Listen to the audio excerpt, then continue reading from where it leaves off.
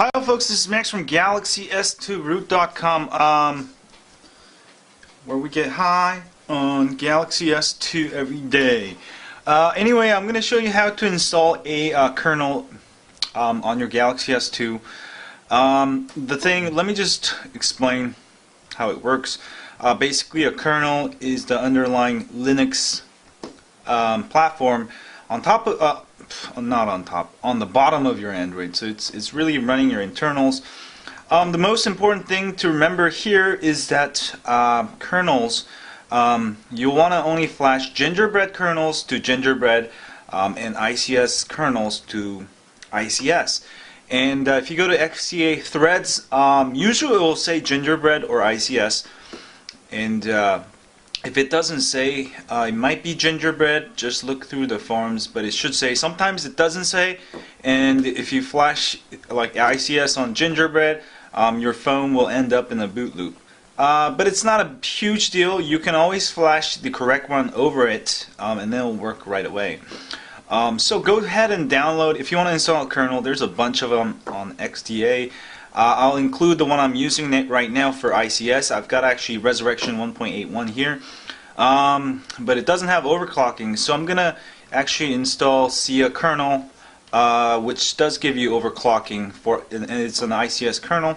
So there's also two ways to flash. There's usually a tar file or a zip file. A tar file, you'll have to use Odin to flash. That's when you don't have root and stuff, you can flash kernels using Odin.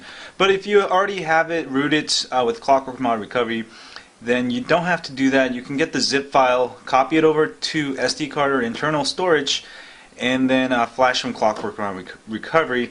The advantage of that is you don't need a computer, and you can also download the kernel straight onto your phone and flash it while you're in the bus or the airplane. So I've copied over the cia blah.zip file to somewhere in my internal storage, or SD card actually, and I'm gonna go flash it, and you can check the version of the kernel you have right now, going to System Settings, and under About Phone it'll show you the kernel version. It's kind of a cryptic language, but you can kind of tell this one is actually running CyanogenMod kernel, you can see. So that's a CM9 kernel, but I'm going to go install SIA kernel. So what I'm going to do is go into recovery, hold down volume up, center, and the power button. Alright. And the process is the same pretty much across all Android phones.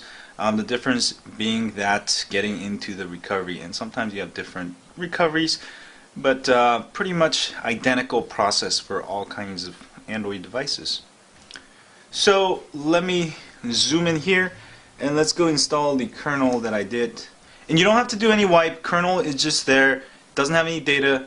You never have to do wipe. You can install different kernels without wiping, which is the beauty of it. Alright, so I'm gonna go to install zip from SD card, power button or the center button. And I put it in my SD card, I think. So choose it from SD card or internal SD card. The process of installing is exactly the same as a ROM without wipe, pretty much. And then I put it in my downloads folder. Power button.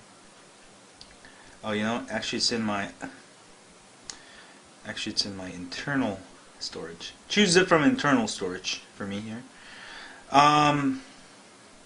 I have so many files here. Go to download folder here,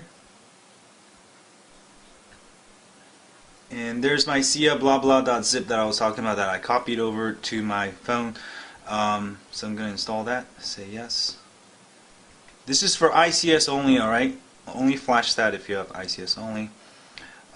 Go back. This is one of the best kernels, reboot system now, and a lot of ROM developers, they're actually including in this ROM in their ROMs, but I've just manually flashed it so I can have the best of Resurrection ROM and also SIA kernel. And there we go, I got a new boot animation. Oh, look at that. That's freaking awesome boot animation. Ooh.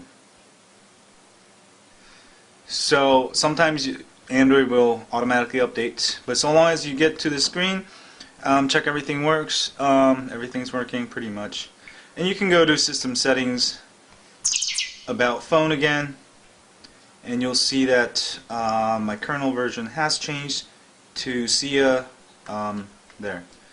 So let me see if I can now get overclocking. System Settings. For this ROM, you can go to ROM Control and Performance, and that way you can get overclocking on anything. So I've got it. I can get it all the way to 1.6 now, which is cool. And there's a bunch of governors that comes with SIA kernel.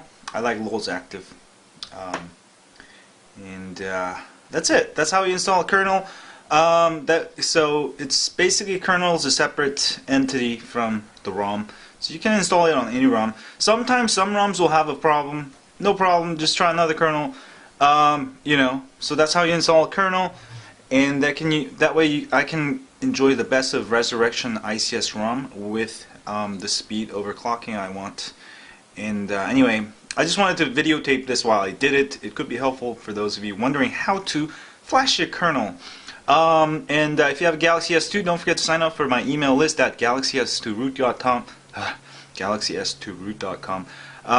We send you updates once or twice a week when I have time, with the wrap up of the week, so you don't get everything that I post, but the best ones.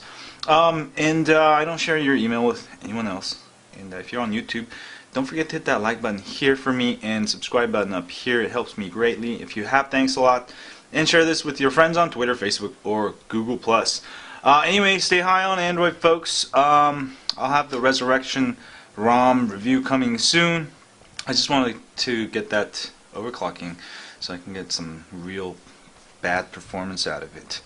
And we'll be giving out Galaxy S3 soon. Sorry, I just got too high on Android over the weekend, and you know what? It's Monday already. God damn it.